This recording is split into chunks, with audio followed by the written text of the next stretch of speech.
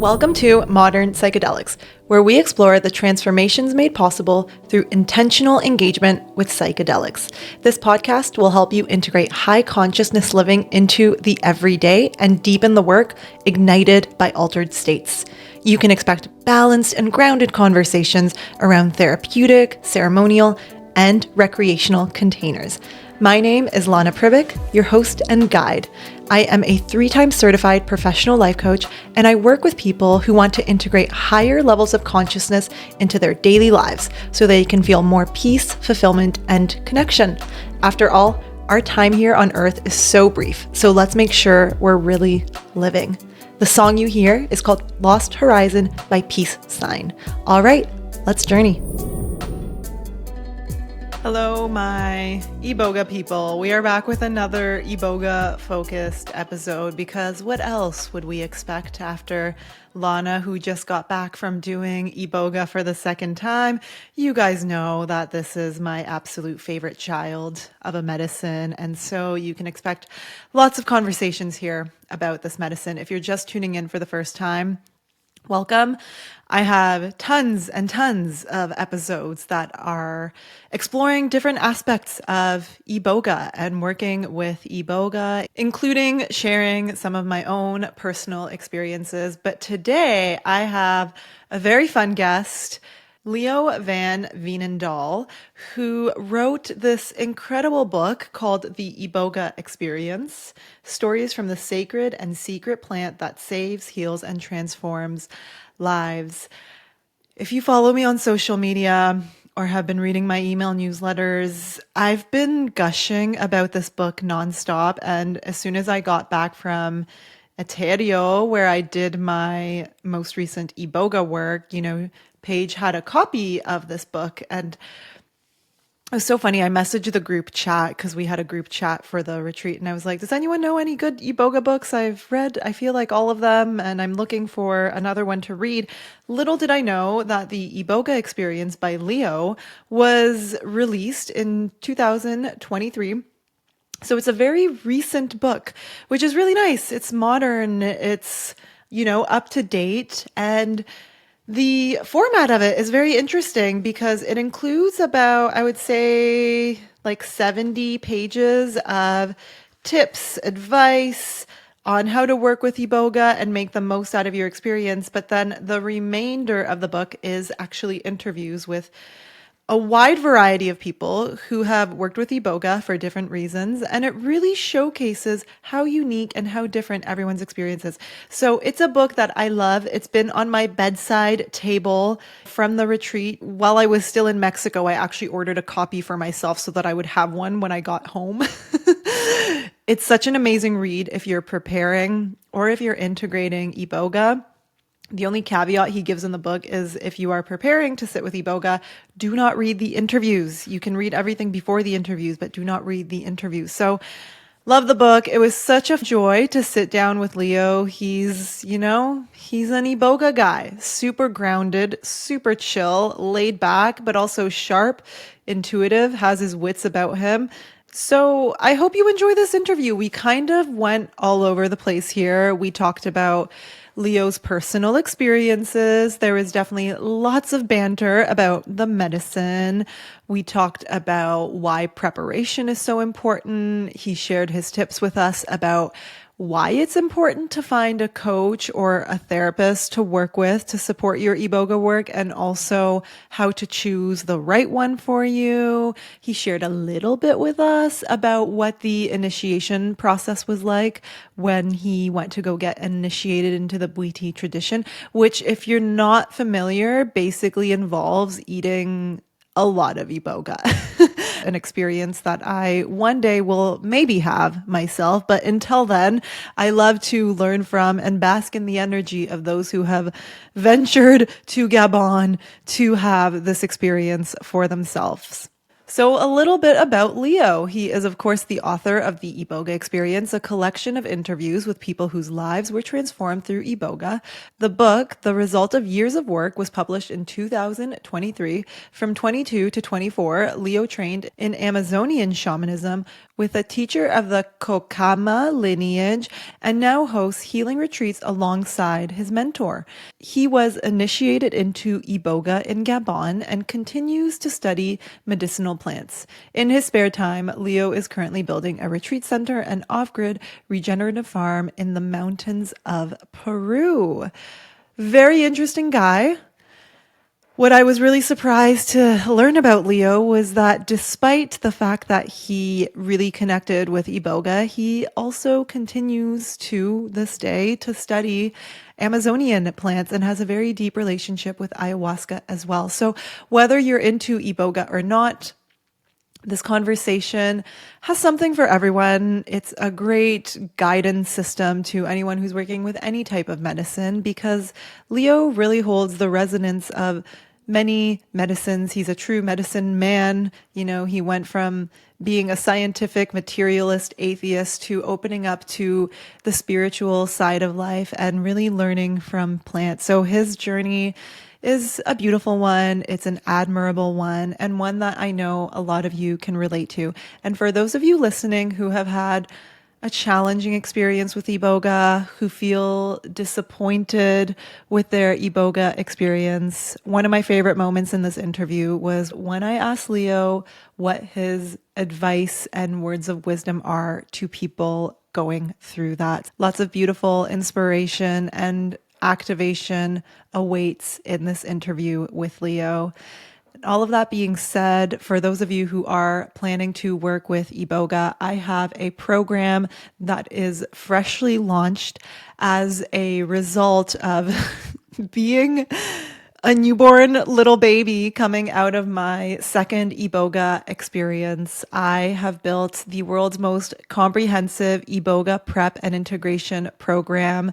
It's a program that combines my expert coaching with a series of modules and coaching activations within it that really take you through the full arch of your Iboga journey. So it includes a chapter on pre-Iboga considerations, a chapter on preparing for Iboga, a chapter on the early integration of Iboga, and a chapter on long-term Iboga integration. So if you are looking for support for your Iboga journey, I would be absolutely honored to walk with you and to guide you through your journey with this brilliant plant.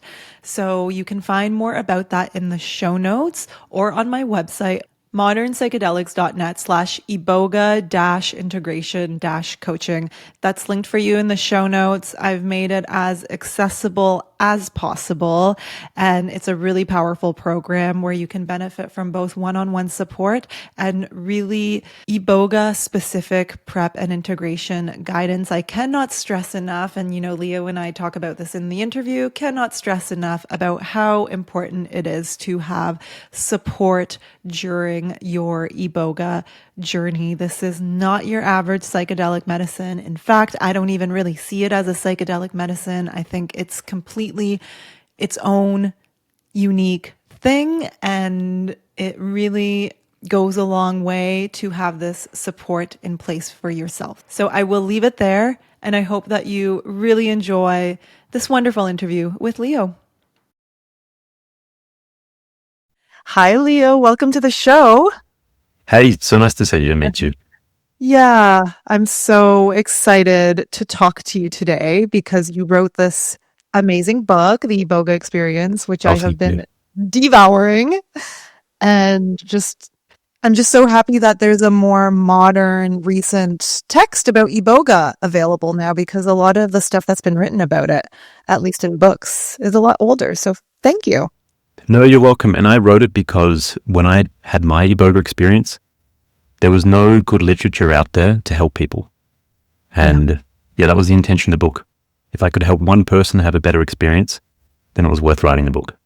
Yeah, it's full of so much sound advice, which we're going to get into. But I was wondering, I already sent you an Instagram message about how much I loved the opening paragraph. But would you be okay if I just read it out loud here on the air for people listening? Yeah, of course. Go for it. Yeah? Okay. Because I think it's such a great intro to the medicine and to your writing style and to who you are as well. So, you wrote, Iboga is a hell of a plant, a mind-bending, soul-healing, psyche-splitting titan of a plant. The experience is likened to more than 100 ayahuasca ceremonies in one journey. It has the power to drag someone through their own underworld physically, mentally, and spiritually. It can help someone alchemize their regular reality to become more closely aligned to their own personal dream. It is a plant that is used for those who need to be saved, whether that be from their own traumas, their mind, or addictions. Iboga is best seen as a technology, a plant with the capacity to enable someone to confront their own hell, which they might be inadvertently living in, and assist them to claw their way out of it. It's so good. Oh, thank you. So good. So, just as I'm reading that back to you, what comes up for you around the medicine, the experience of writing this book? Is there anything that's surfacing for you right now? It took a long time to write the book, like over 2 years. And I had a lot of battles to write it. That the people I was initiated with were initially very anti me writing anything about Eboga. And it took maybe 2 or 3 years of building their trust, of supporting them, supporting their organization, and helping them. And then eventually I got their approval. And it was a really wonderful experience in writing the book, that I really helped myself integrate and understand my own experience through talking to so many different people. And I interviewed probably 30 or 40 people, and I think 25 interviews made it to the book. So there was a huge range of experiences that I found really helpful in understanding my experience, and then also I think will be helpful in other people with their experiences too. Yeah, certainly helpful for the integration process to just hear about how long the Iboga experience can be, from the prep to the integration. That is years or a lifetime long sometimes. And you mentioned some of those hurdles that you had to overcome, the challenges, getting permission, being in alignment with your teachers. Can you share with us a little bit about what that process was like and some of those challenges you had to face to, yeah, just get this book out here in a way that felt ethical and in alignment with you? Yeah, sure thing. The main issue was about preconditioning people. And I write in the book that sharing visions or sharing experiences too soon can actually be detrimental to other people. That it can be almost like emotionally or energetically purging on other people. Oh my God, I had this wonderful experience. Hear all about it.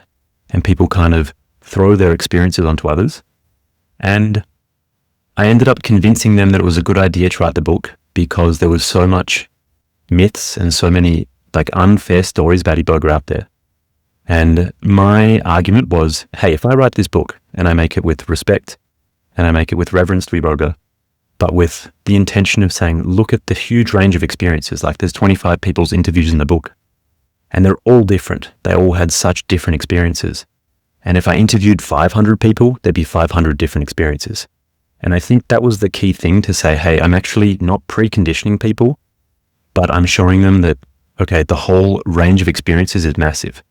And in my own personal experience, I was really upset that I didn't have the movie of my life, that I didn't have the repeat of my life in slow motion and see all the major events. And I felt like I'd failed. And through interviewing people, maybe 5 or 10% of people see the movie of their life. So it's really not common. And then a lot of people don't have visions. Some people have just like a talking therapy session. Some people feel a lot of feelings. Some people have a comatose experience where they're just blacked out for the duration of the ceremony.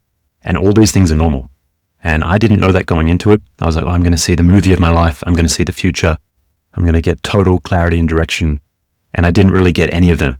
Yeah, the book for me was a process of helping remove preconditioning and also showing people the range of experiences, whilst also providing a text that would help people prepare and integrate the experience. Yeah, Perfect. I love that take because, yeah, every experience is so different and individual. And yes, that's true with every medicine, but Iboga has such a direct teaching style that I think that the uniqueness of each individual experience is just amplified even more with this medicine. Big time. Yeah. Yeah. So let's take it back to leading up to you discovering Iboga, because that's an interesting story too. So, what were you struggling with before you decided to do Iboga, and what was that journey like to get that full body 100%? Yes, I'm doing this. Let's do Iboga. Yeah. So to rewind to how I started with plant medicines, I first drank ayahuasca in 2016. And before that, I had been suffering from IBS, really bad stomach issues, anxiety, and depression. And I tried everything from a Western medical perspective. I worked with 5 different specialists in Australia, and nothing worked. And I went to Peru for the first time in 2016 and drank ayahuasca. And in the first ceremony, she told me, I'm going to fix your gut, but your real work will start with Iboga. And I was like, what the heck is Iboga? I've never heard of this thing before. And it was a very clear voice that came to me in ceremony when I was very still. And the next morning I was talking to my friends like, hey, have you guys heard of this thing called Iboga, like Ebola, Iboga? And they're like, oh yeah, it's this West African plant medicine, really strong, like a West African ayahuasca. And I was like, oh, okay. And I was initially quite scared. And I was researching it as best as I could for 2 years. And then had a reference from someone to work with Tatayo in Gabon. And then so I waited 2 years from drinking ayahuasca in 2016. And in 2018, I went to Gabon and worked with Iboga there. And at the time, I just finished my master's studies and my mind was a mess. I would say I had chronic depression, probably from the age of 8 or 10 years old, and anxiety as well. And maybe 98 out of 100 thoughts in my head were negative, depressive, anxious, self-limiting thoughts. And then after working with Iboga, it's maybe now like 1 in 200 that Iboga just totally cleaned the slate of my mind. And if it was a raging ocean before of darkness, it became like a very still, clear lake. And now when a dark thought comes through or a negative, depressive, anxious thought comes through, I can identify it and disarm it. And it'd be like, oh, Leo, you drank alcohol last night. You had a fight with someone. You didn't sleep well. You ate junk food. That's why you're feeling bad. And it really gave me peace of mind, which then set me up to do everything that I'm doing now. Yeah. Beautiful. It's so interesting that ayahuasca said that to you. Yeah. So interesting. What are your thoughts on how these various plant medicines, especially the psychoactive psychedelic ones, like how do they work together? How do they not work together? What's going on there? Like how does ayahuasca know about Iboga? Yes. It's a really good question and it bends the mind to think about it. My explanation is that I think in a ceremonial space, when we're really still and very open, all sorts of things can come through. And that might be old emotions, it might be old experiences, it might be old friends, might be friends or parents that have passed on. But I think when the space is open, the spirits or the energies, information that needs to reach us can come through. And for me now, I work primarily with coca, ayahuasca, and San Pedro. They all take me to a similar place. It's like a different freeway or a different highway to get to the same place of open-heartedness, open-mindedness, the realm of imagination and receptivity. And yeah, I think once we're still open, relaxed, lots of things can come through. Okay. Interesting. You worked with Iboga in Gabon for the first time. How long ago now? How That long has was it been? in June, July of 2018. Okay. So 6 years or 7 years ago, yeah. Okay, perfect. And have you had any subsequent journeys with Iboga, or was it the one? Just the one. So I had the full month-long initiation in Gabon. And within that, there was a few ceremonies beforehand, like not the main event. And then the major flood dose initiation. And then a few other ceremonies I joined and took a microdose afterwards. But I haven't worked with Iboga since then.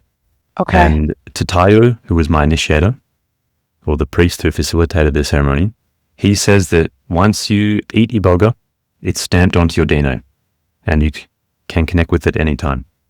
And when I was writing the book, I would often listen to witty music, smoke tobacco, and would feel Iboga, like it would feel like, oh, this feels like I've taken a microdose.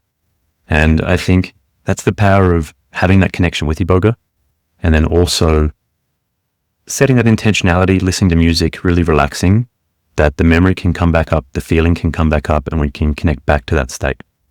And I definitely felt its presence in many points in my life, like guiding me to places, keeping me safe from things. So although I haven't taken it since 2018, I definitely feel Iboga quite often. Yeah. Man, that wheaty music is enough to trigger it sometimes, isn't it? Yeah, big time. I love it though. Yeah. I really You enjoy like the music. it? Yeah. Yeah. I like I it too. didn't have the time. A lot of people are very resistant to it and are like, oh my God, I'm so happy ceremony's finally over. But yeah, it's something special.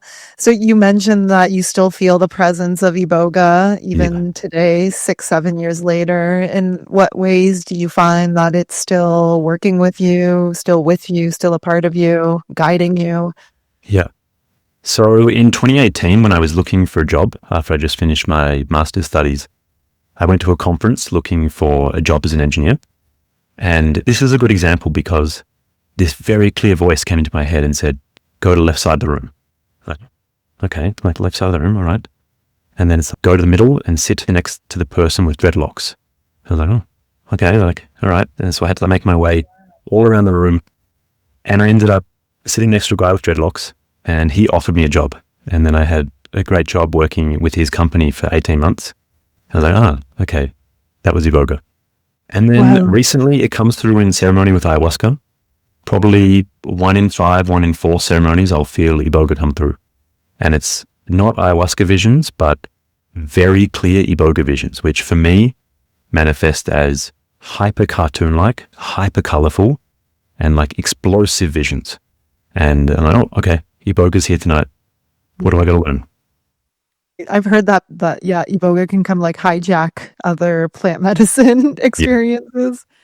Yeah, interesting. Wow, so powerful that like your teacher said, it's stamped into our DNA. I've personally also had experiences where I was like on MDMA actually, and it was a couple months leading up to my next Iboga ceremony, and I was feeling the energy of the medicine. It's a very specific energy that you can tap into. How would Very you distinct. how would you describe that energy when it comes through, even when you're not actually eating the wood? Yeah, so I think important to say this is my experience, and it's not going to be the same for everyone, and it's a reflection of my mind and how I work. But it's very direct. It's very clear, like hyper clear, like one-liners, or like just seeds that get planted in my mind that are super clear. And then in ceremony, it's hyper visual. It's like, oh, okay, this looks identical to when I was eating Iboga, like hyper cartoon-like, hyper visual, hyper colorful. And I'm like, oh, okay, Iboga's here. Wow. It's almost like it unlocked something in you, like an Big time. ability. I think, for me, I think of it as a very positive, masculine kind of archetype. And it's very direct, very protecting, very clear, doesn't tolerate bullshit for 1 second, but at the same time is a great teacher. And I don't see it as, sure, it can be like, there's this kind of phrase that it's the stern stepfather, like the Marine stepfather that comes in and is like, clean your room, start exercising, get your shit together. But for me, it's always been fair. And it's always been, yeah, you're right, okay. Yeah. And do you find it to be kind of funny sometimes or hilariously ironic? fun. Yeah. Yeah, it's a funny one, right? I just recently realized how funny Iboga can be. Yeah, big time. Yeah, there's something about the simple, direct, clear truth that like when it hits us, it is funny because we overcomplicate things so much that like, once we like really hit on to the truth of something, it's like, oh yeah, hilarious how simple it actually is. Yeah. Yeah. A good example of how funny and twisted in a way Iboga can be was, I can share about this vision because I write about it in my book. Growing up, I had a big fear of like homosexuality and being like gay myself, growing up in like Australian macho culture. And for a long time in ceremony, Iboga was just showing me endless homosexual images like erotica and the forces of chaos and evil manifesting as two men making love to each other for eternity. I was like, oh my God, Iboga, like, please stop. And Iboga's like, until you get over your judgment, like, you're going to sit with this. And I was like, okay. Until I could sit with it and not feel any judgment and accept love as love, I had to sit through these like quite graphic images. And then after it's like, okay, this is the intelligence of Iboga. After it made me make peace with a lot of judgments that I had, it then showed me the collective pain of the 1980s and 1990s with the AIDS epidemic. And I was like, okay, look at the pain these people have gone through. Look at like, in terms of modern tragedies and modern catastrophes, there's few things more heartbreaking than the AIDS epidemic. Like people just feel the confidence to come out. They start celebrating their culture. They start feeling love and being accepted by society. And then a horrible plague virus comes through that kills all of their friends. And Iboga was like, sit with that. Stop judging it and sit with it and open your heart to like just how sad that is. And I was like, whoa, okay. All judgment removed and heart opened. Thanks, Iboga. Wow. Wow, that's so intense. And there was a woman in your book that also talked about how there was, I think it was the woman she was processing her father's death and she just had to Yeah. keep reliving the grief of it over and over and over again. Yeah, seems to really amplify that thing that we need to look at. Yeah, Right. big time. And I think it's one tool that Iboga has to use. And maybe 3 or 4 people that I interviewed had a similar exposure therapy kind of approach from Iboga. And I had the same experience too, that my greatest fear was being separated from my family and that I couldn't live with them and that like I would lose them. And so Iboga made me sit through entire lifetimes of being without my family. And it was like waking up every morning, tending to a fire, reading a book, walking to the beach for 60 years.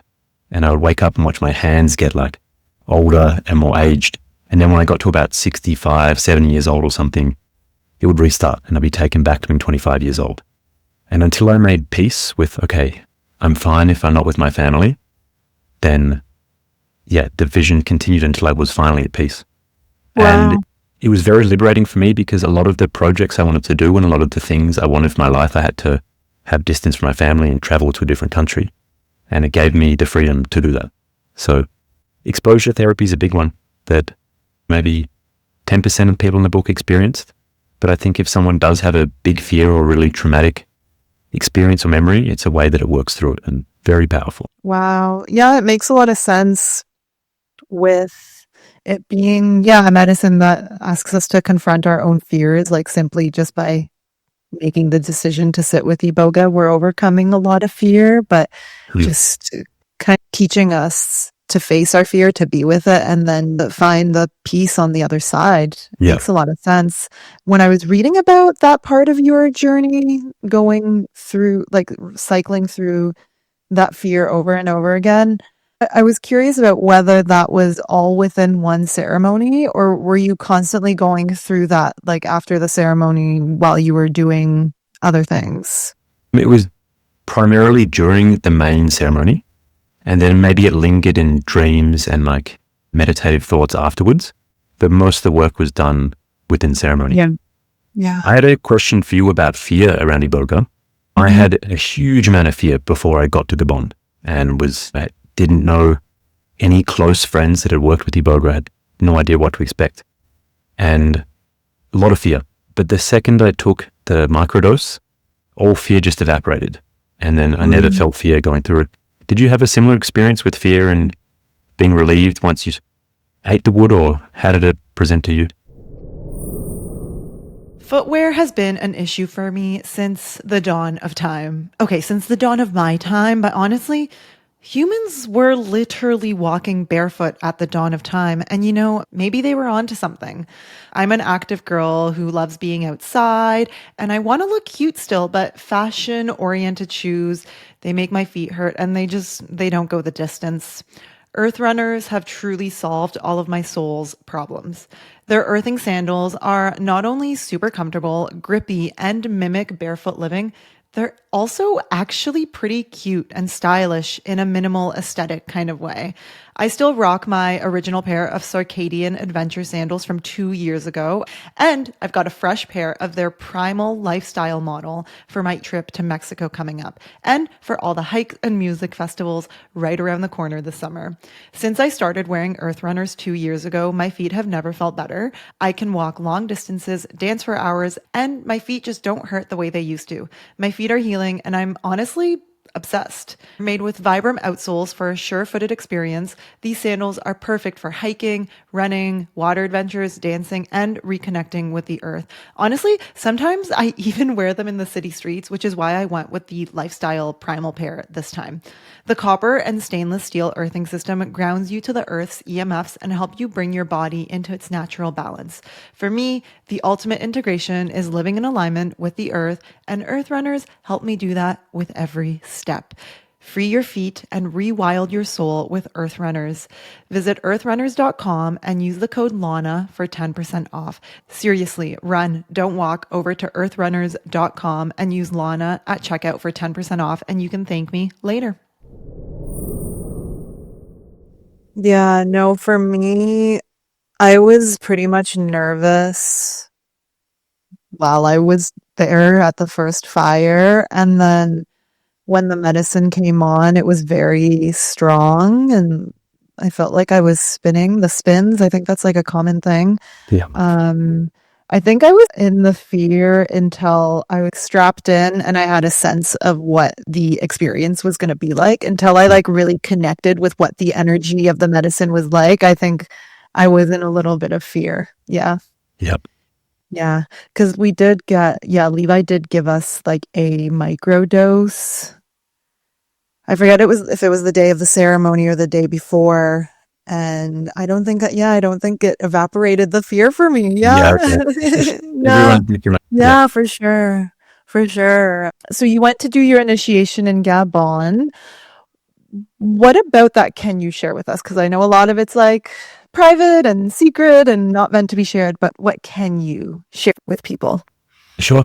So I can't share any of the specific rituals that are done, but I will say it's a very thorough cleaning with many different plants and herbs and rituals that are done in like the week or two leading up to the ceremony.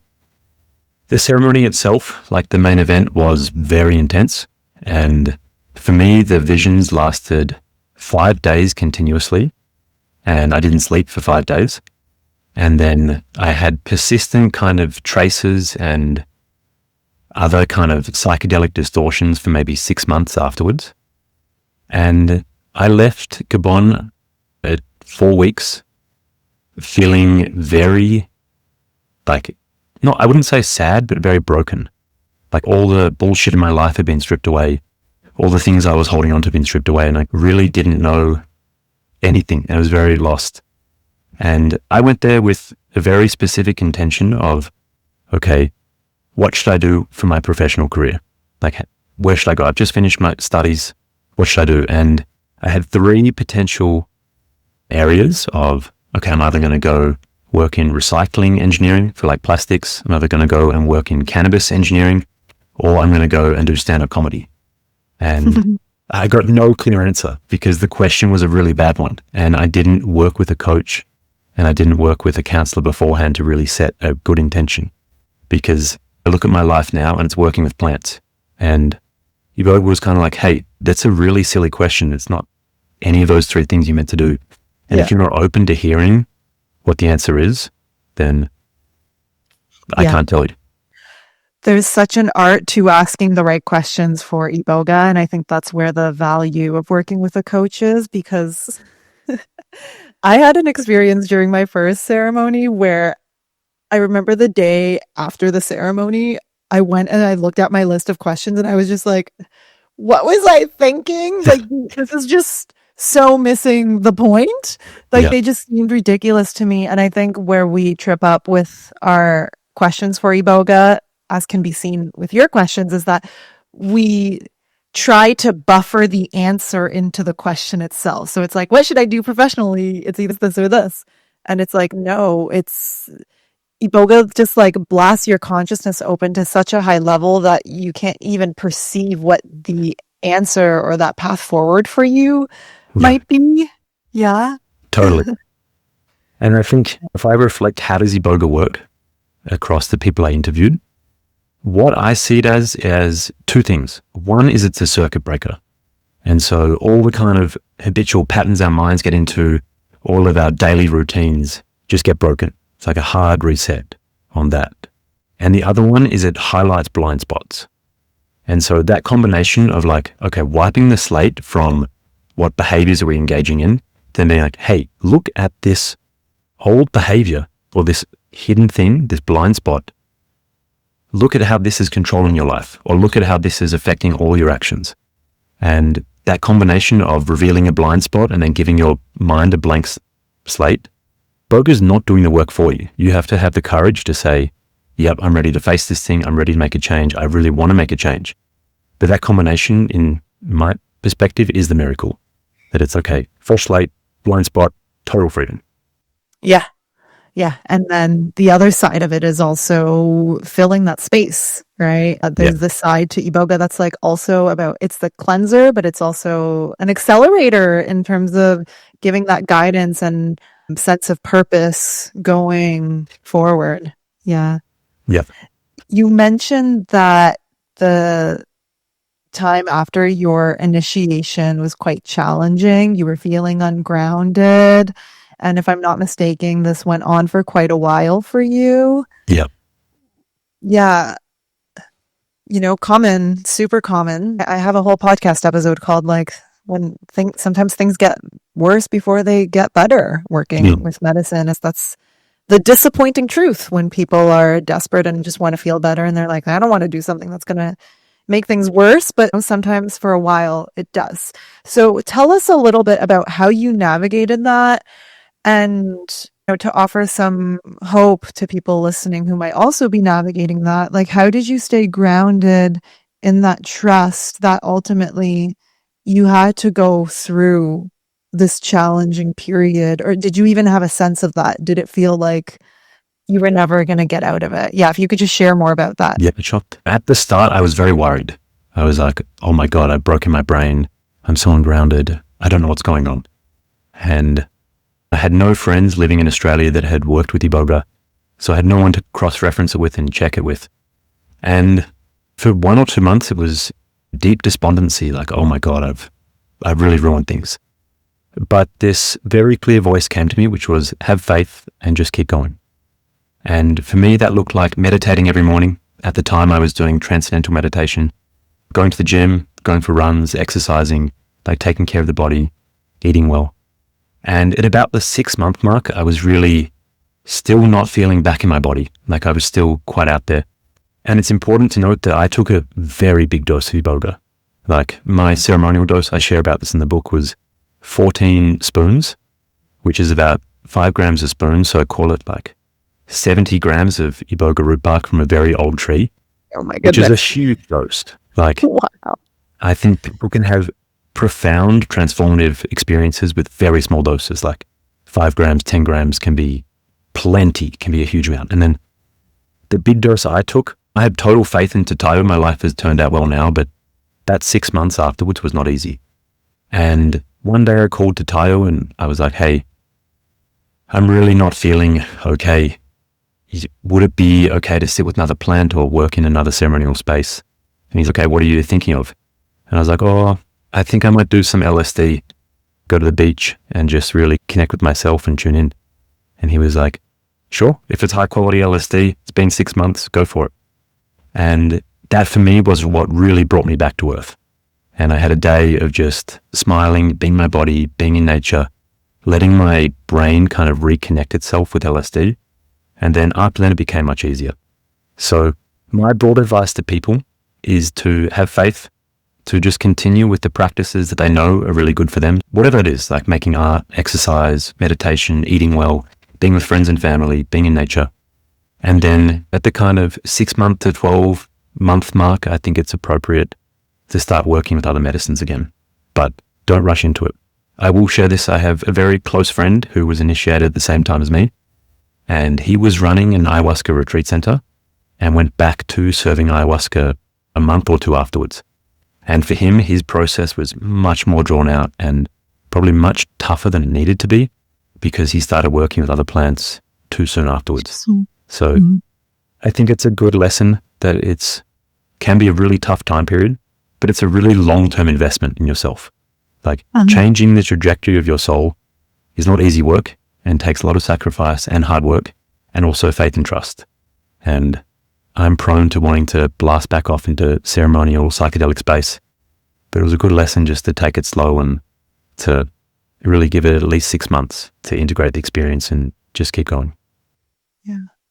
Beautiful. That's definitely a reminder that I need right now, because summer's coming up. Festival season is coming up. I'm like, what's this going to look like?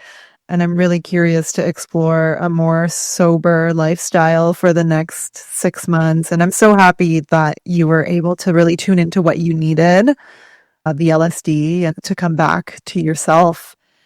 And yeah, you mentioned that even though you didn't go in with the strongest, clearest intention, you wish you had worked with a coach or something before to really clarify your intention. So it sounds like you still got what you needed. Oh, big right? time. Yeah. Yeah. And like it was a really profound experience for you. What do you have to say to people listening who feel disappointed by their Iboga experience and feel like they didn't get much from it or anything from it?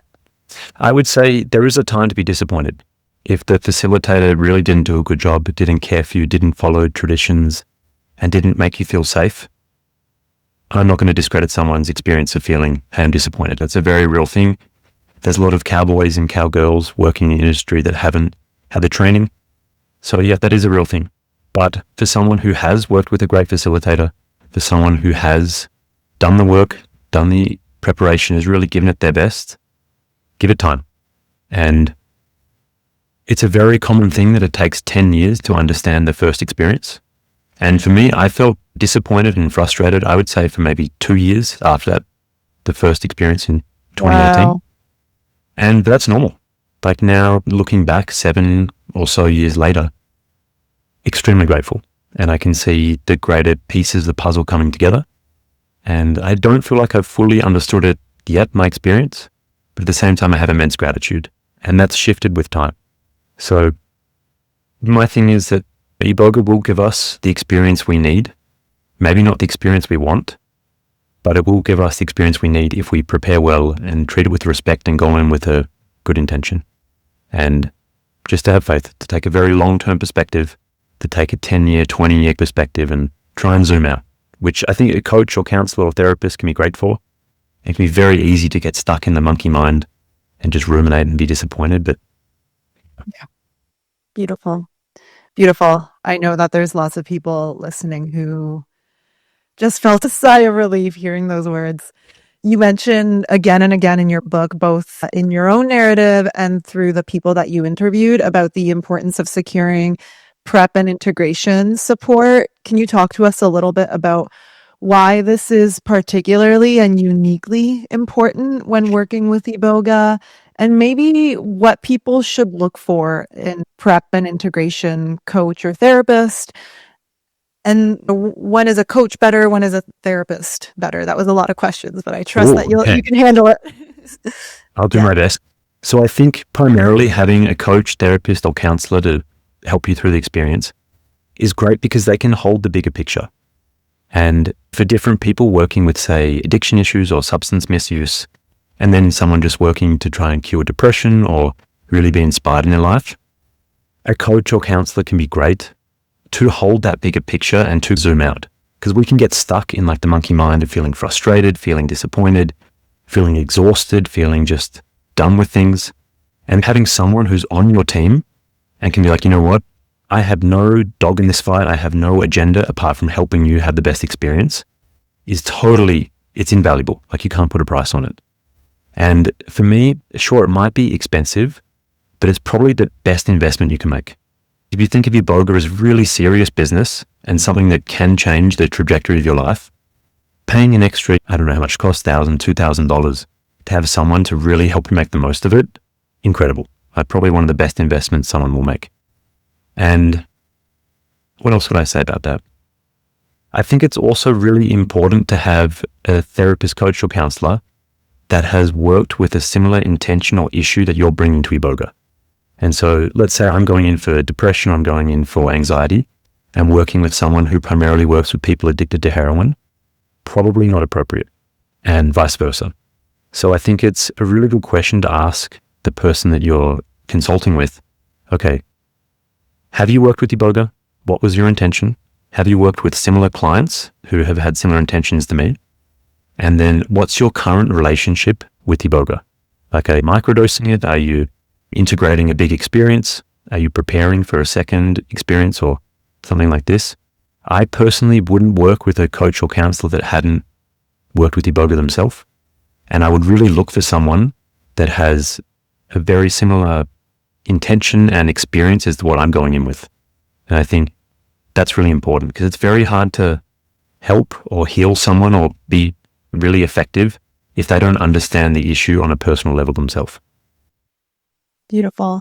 And what do you think about, would someone be better served by a coach or a therapist? What do you think about that? I think it really depends on the issue someone's going in for or the motivation behind them. I don't want to say all therapists are great, all coaches are great, all counselors are great. It's really case by case of finding someone who feels good to you and someone you can trust, someone you feel like you could cry in front of, someone you feel like you could throw a tantrum in front of and they would understand, and someone that you really feel safe around. And sure, we can go technical and say, okay, if someone is dealing with treatment-resistant depression for multiple years and they're on different medications, a psychiatrist might be best or a therapist might be best. But I think it's case by case finding the right person for you and finding the right person who understands your issues, who you trust, who you feel safe with, and then having a good connection with them. Amazing. Amazing. Yeah, similar to finding a good provider for yourself, which you give such good tips about in your book. Yeah, I would almost say, okay, hear me out. I almost feel like the prep is more important than the integration when it comes to Iboga, partially because as a psychedelic culture, we're so primed at this point about the importance of integration. We have a handle and a grasp on how important it is, but also because I feel like the thread of integration is easier to follow, there's an aspect of integration that's going to naturally unfold and you're going to naturally be asked to step into. Whereas prep is like, it's a little bit more grueling. It's a little bit more like you have to force yourself to do it and to put that work in beforehand. So we'd love to hear your thoughts on that and the importance of prep with Iboga specifically. And then also just, the prep process and what you recommend for people who are preparing for a journey. How far in advance should they be preparing? What are some of those like non-negotiables that they should be looking at? Yeah. First of all, I will say preparing with substance misuse or substance dependency is very different to preparing for psycho-spiritual growth. So two totally different things. And my experience was not with addiction or not with substance misuse. So I go into that in the book a bit from a medical and what's essential perspective. But my experience personally has been with psycho-spiritual growth. So I think the best way to say this might be that Iboga is going to slow you down afterwards anyway. And it's going to make you reassess your life and reassess the direction you're going in and put the brakes on things that aren't in alignment for you. So integration will take care of itself, provided you have someone to keep you accountable, to help you through it, and you take that longer term perspective. But the preparation is really where the money's at. And for me, I prepared for 2 years. I was meditating a lot, doing a lot of yoga, trying to set my intention, working with a close group of friends to set my intention, not a professional. And I was also doing a lot of boxing, which I would not recommend for head trauma going in before working with Iboga. And I think the more someone can sacrifice and the more someone can invest into their experience beforehand, that's going to amplify 10, 20, 100 times in their experience. And if someone just casually, let's take an extreme example. Oh yeah, I heard about Iboga at a house party last weekend. I've got a facilitator who can host it next weekend. Don't waste your time. That's recklessly dangerous. Caution. Yeah. Red lights, red flags, everything going on there. But someone who says like 6 months, 12 months, 24 months to really prepare, fantastic. And I think for me, there's two main variables. The first one would be, okay, do you feel healthy and strong? And it's a different thing if someone's coming in for addiction or for substance misuse. But do they feel healthy, strong, and like, okay, I'm really feeling in a good position? And I think that's great. So exercising, doing whatever it is that makes you feel great. And the second one would be like, okay, I've got my intention. Like, I'm really clear. If I had to ask Iboga one question, like I had to go really deep on one thing, what is that? And when that's crystallized, I think that's a really good time to be like, okay, I feel ready. Yeah. Yeah, beautiful. I love in the book how you talk about starting broad and then narrowing it down. That's been my exact prep process, at least for this last journey that I did, was just keeping like a big list the months leading up to ceremony of all of the things that I want to take to the retreat, and then finding the themes, the commonalities between them, trying to really get down to the root of what's going on is a good way to start figuring out what is that core intention. Yeah. I think once that core intention is clear, then it's a green light. Yeah. And another important thing to say, I talk about this in the book, that you shouldn't feel like you're forcing it. Like it shouldn't feel like, oh, I have to do this. Like I'm really working hard to make this happen. Almost everyone I interviewed in the book said that the right time is the perfect time, that things will really align on almost every level to come through perfectly. And it might be that, okay, I booked this 6 months in advance, or I booked this 3 or 4 months in advance, but the finances will be there, or I know I can take the time off work and I feel like I'm in a good place in life. And it is quite dangerous when someone is really forcing it. And I think it's a position of luxury to say, oh yeah, take it slow, don't rush into it. But yeah, when you really feel a green light within yourself, then I think that's a good indicator. Yeah, beautiful. Yeah, it's intuition medicine, right? It teaches us to connect with our intuition. And, a lot of people in the book say too, that you interviewed, like the medicine's already working with you. And I think a part of that process is like you're learning to listen to your intuition, notice where that funky energy is, where that force is, where that, where maybe even that ego voice is coming in and teaching you to really make those decisions based on, intuition and going with the flow of the energy. Yeah.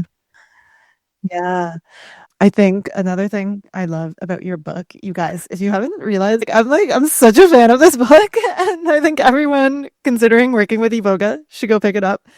The other thing I really liked about it is I think that you did a great job of appropriately scaring people away from working with Iboga, because it's such a big medicine and it should be really pursued only by people who are truly called. This isn't like something you can do casually. And so what are some of those cautions and warnings and things that people should be thinking about before sitting with Iboga? Yeah, okay.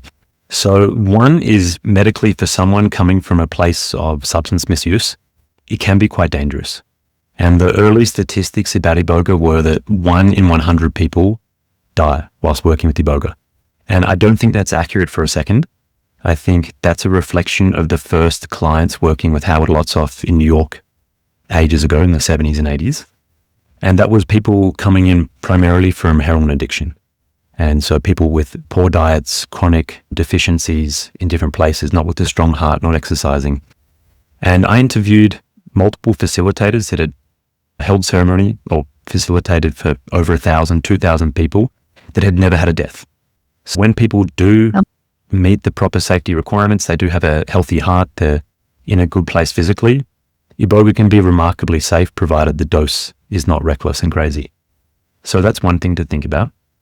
And then in terms of other warnings, I really try and encourage people that there's a lot of other great plant medicines and other great modalities to try that can probably solve problems or really help someone without having to go right off the deep end. And a lot of people say to get in touch with whatever your ancestral traditions were. So if someone's Celtic, get in touch with Celtic traditions. If someone is belonging to a native culture, explore them first. And then whatever is local and familiar to you, because Iboga is fantastic, but it's also, as I say in the book, the plant for someone who needs to be saved. And it's not something to be taken lightly. And I think there can be tremendous growth in other places. It's having chemotherapy to have a haircut. Like, it just doesn't make a lot of sense to really go off the deep end unless you really need to. And if someone really does feel the call deeply, then I think it can be fantastic. Mm-hmm. Yeah. Beautiful. And I want to take it back to your own personal experiences for a little bit.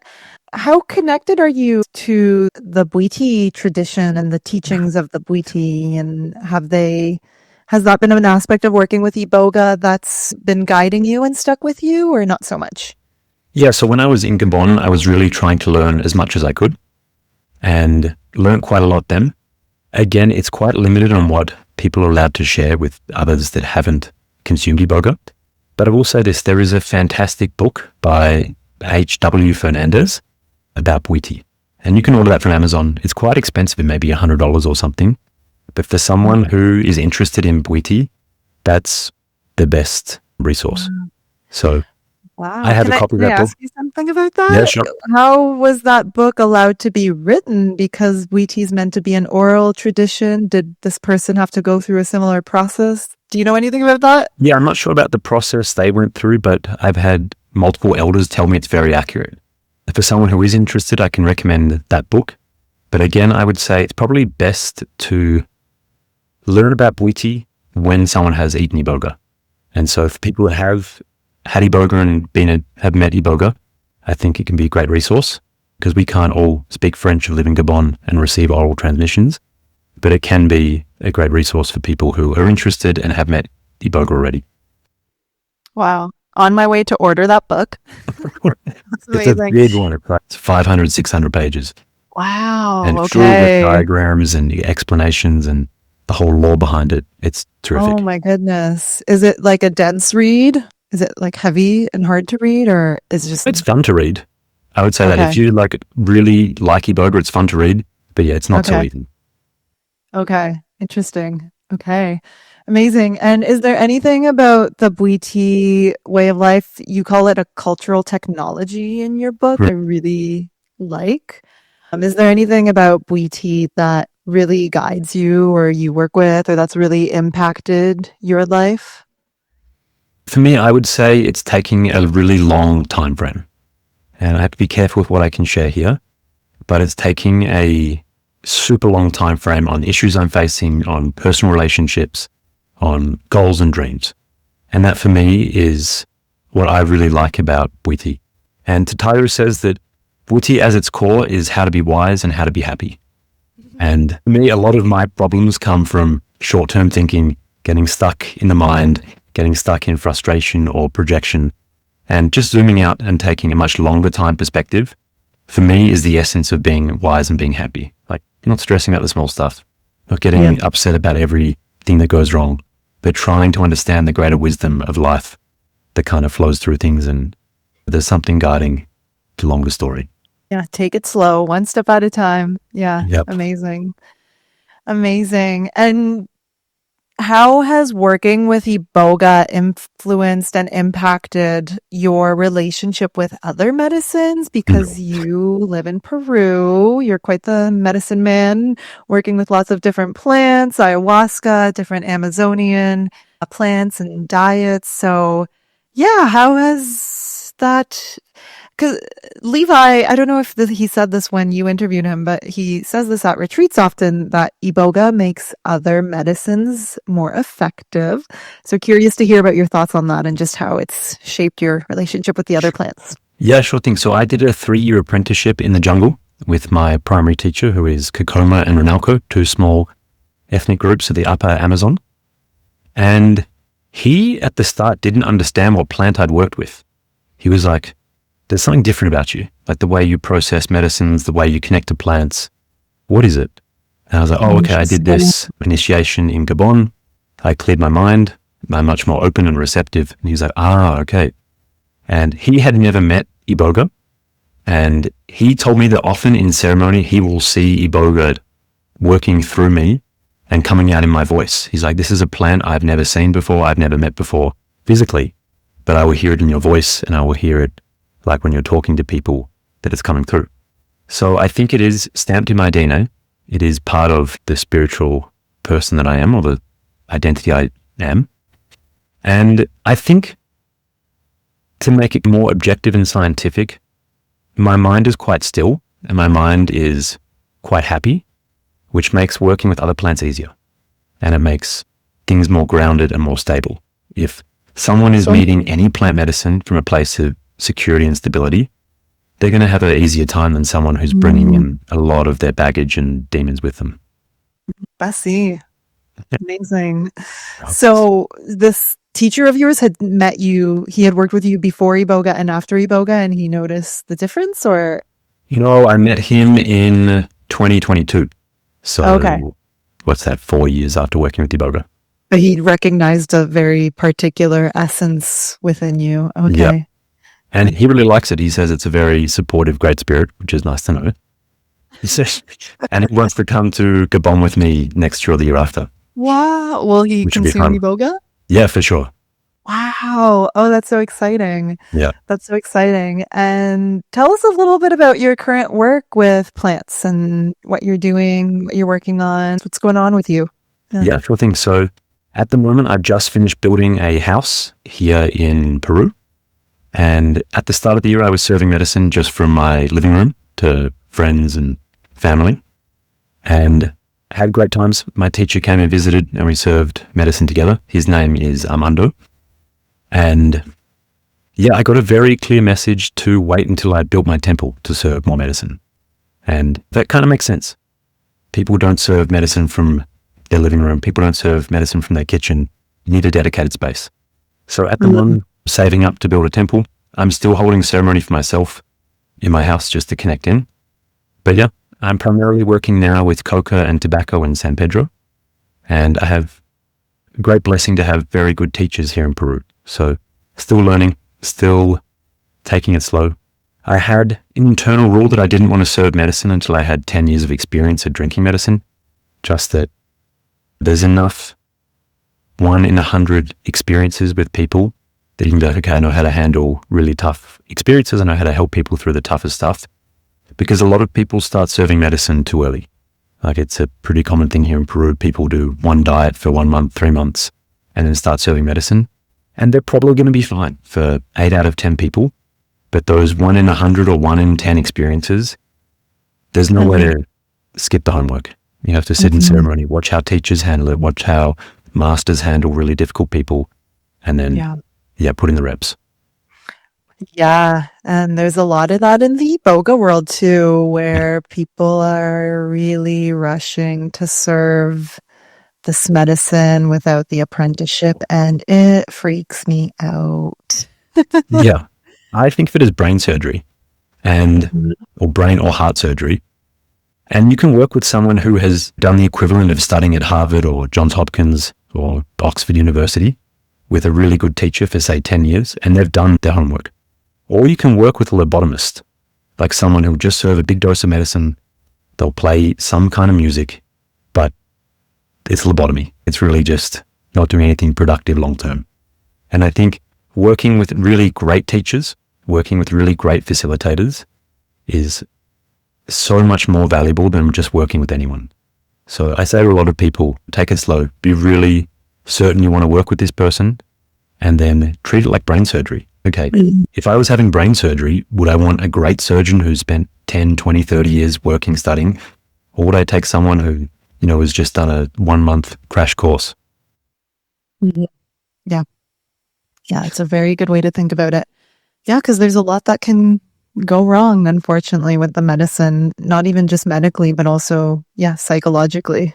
Got to be around providers who know how to handle the depths of that psychological depth that you enter within yourself. I heard you say, being the spiritual person that I am, and I also heard you say on another podcast that you were atheist before. So kind of curious about that. Do you not identify as atheist anymore? What was that journey like for you? Yeah, sure. So grew up in a loose practicing Catholic family in Australia. Both my parents fell into atheism towards later in life. And then I started studying engineering and became very materialistic. And it was in 2016 when I first worked with ayahuasca. I went into ceremony very disrespectful, like just, okay, I don't care about any spirituality. I don't care about any of these customs. I don't care about any of these traditions. I just want to fix my gut. I just want to get healthy, and I'll do whatever it takes. And the very first night that I drank ayahuasca, I had two experiences. I was pretty much dead sober the whole night, but I saw this white light flying around the space, and it flew in front of my eyes, and then it flew around the room, and then it flew back into my left ear and out my right ear. I was like, whoa, what the heck was that? It was like a bright white vibrating light. And then it came back around and flew in again, and like my whole body lit up. And until I worked with Iboga, so for 2 years after that first experience, anytime I would like really relax and roll my eyes in the back of my head, I would feel that white light. And I was like, okay, that for me is pretty undeniable proof that there's more to this reality than just material, physical plane. That something in ceremony can, like, a white light flies around and then I feel it for like months, years afterwards. What the heck? Anyway, I asked the shaman I was working with at that time, what was that? And he said, oh, it's Cupid. I was like, Cupid, like that little angel cherub that shoots arrows. And he's like, yeah, spirit of love. He's like, you needed to learn love for yourself. And I was like, okay, that's nice. But when I worked with Iboga's like, that is black magic. That is very tricky territory to shoot love into someone, even if it's for their own self-love. And I can share that one of the first things I purged was that white light, and hasn't happened since. Interesting. Like magic because it's something that's coming from outside of yourself, or? Yeah, I think black magic is, for me, to do with consent. And I didn't ask for the spirit of love to enter my body. I didn't ask for that. I was desperate for healing and open in that way. So it's dodgy territory. It's legally ambiguous as to what those it is. Those ayahuasca ceremonies can get messy. Yeah, big time. And I think it was helpful for me at the time. Like, it did teach me self-love, but very weird thing. I don't know how to make sense of it. And Iboga cleaned it out. So Iboga's great at cleaning out those kind of weird things we pick up or weird things we experience in ceremony. A few things are better. Yeah. Oh yeah. I know. I always describe myself like pre-Iboga. I was a spiritual mutt, as in I was just right? You get it. Like spiritual mutt, just like looking for answers anywhere and everywhere. Yeah. And then after Iboga, it was just like, just clear all of that away. Focus on what you know. Focus on what's true. Lean into the mystery and know that it's a mystery, and you probably aren't going to figure most of it out anyways, and that's why it's a mystery. So. Yeah, big time. And I would just say something quickly on that. I think that's a really important phase of the journey, that we have to try different things and be like, you know what, I really like this thing. This thing really resonates with me. Oh, can't believe I did that. And it's important for that first, however long it takes, of being like, okay, I'm going to try whatever I can, whatever I feel called to, whatever I feel safe in. But then ultimately, some point down the path, I think it's really good to choose a particular lineage, to choose a particular teacher, to choose a particular medicine and work primarily with that. Yeah. So no judgment from me, but also good to start thinking, hey, what do I want to do longer term? Rather than just running around to lots of different experiences. Totally. And I think we're probably running around towards different experiences because we are finding that medicine or that lineage or that spirituality, spiritual lineage that does resonate with us. And I have definitely found that in Iboga, and weirdly Kana as well. I don't know if you know that one, but it's another African medicine too. And it's so wild that I ended up resonating with the African plants. When I first started with medicine work, I really was like, like Amazonian medicines and exploring those. And it's interesting. You got to be a mutt for a little while to explore. Yeah, I think that's important. I think if we don't have parents or an ancestral lineage to guide us, it's a kind of free for all. It's a beautiful time to be alive that we can try Iboga here seriously. We can do different meditation practices. It's wonderful. But I Yeah. think longer term, we have to start being like, okay, this is for me, that's not for me, and start Yeah. narrowing down. Definitely. Yeah. And Iboga definitely helps with that compass orientation. Leo, is there anything in the book that you wish you included that you want people to know? Good question. So I did my best to be as comprehensive as I could be at the time, but then I've learned stuff since.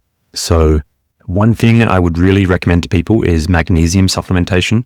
I was talking to a few different facilitators, and they said that their theory behind people having heart issues in ceremony, a lot of it is due to magnesium depletion. Magnesium supplementation is a really good thing to consider in the months or years leading up to an Iboga ceremony. And there's many different types of magnesium. There's magnesium L-threonate, which crosses the blood-brain barrier. There's magnesium glycinate, which is really good for the body and muscles. And then there's lots of different types to use. So I would have a very strong section about the benefits of magnesium supplementation. I think that's great to do, very cost effective as well. Mm-hmm. I think it's also important to talk with a doctor and have medical screening for nutritional and mineral deficiencies. And again, potassium is a really common deficiency. I think 80% of US adults are potassium deficient. Wow. So very easy to correct, like eating bananas, taking supplements. And then also like vitamin D, magnesium, all these sort of things, which are very common, but quite easy to correct. Like you can correct them within a few months. And I think that just helps with the general health going into ceremony, and then also acts as an insurance behind the very small risk something goes wrong. So easy to do and quite good. And then I would also put something in about phone usage. I think in a broader context, it's good to have at least a week of kind of a soft dopamine detox before going in. So really limiting phone usage, like trying to keep it to the bare essentials of say half an hour to an hour a day maximum. And then like not watching TV, not watching movies, this kind of stuff, like really trying to give the brain as much of a reset as you can before going into it, so that you're coming in on the smoothest, easiest kind of platform that you can to do the deep work and dive in. And that would be the three things I would add. So magnesium supplementation, checking for vitamin and mineral deficiencies, and then also a soft dopamine detox in the weeks leading up to Iboga. Amazing. Yeah. God is in the details. Those are some great details. But those little kind of 1% or 5%ers can really add to someone feeling safe, but also having the physical health to dive really deep. Totally. Yeah. Magnesium for I feel like once you hit 30, you just got to get on the magnesium for everything. I swear by it. But the last retreat I just went to, Meterio in Mexico. Have you heard of them? I did after hearing about your experience. Yeah, they're a bit newer, but doing amazing work. She actually had magnesium IVs available for people during retreat, which was just so clever, and hopefully something we start seeing more with the retreats. I haven't done that personally, but it seemed like a great move. Yeah. Amazing. Is there anything else you want to share before? I think we covered that a lot.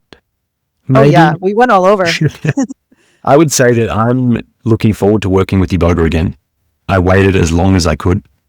I felt the call now for the past 2 years or so, like it came in dreams to me. So eating Iboga in dreams, having Iboga visions, and it's, all right, here we go. And I've been praying and asking Iboga, hey, just give me a year, 2 years to really get on top of my life, to get everything organized, and then I'll be back. Yeah. And this next initiation for me, the intention is starting to crystallize. I think it's going to be about dreams and visions and bringing visions to reality and the strength and power behind that. But again, the vision's not crystallized, so it's not timed just yet. So I've got a bit more time. Something there about creativity and being a creator, perhaps? Yeah, I think so. I think dreams and visions and learning how to bring cool things to reality. Amazing. Love that.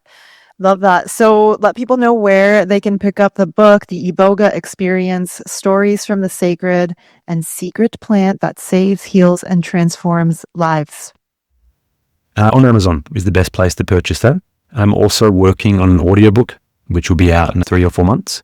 But for the time being, Amazon is the easiest place to find it. Amazing.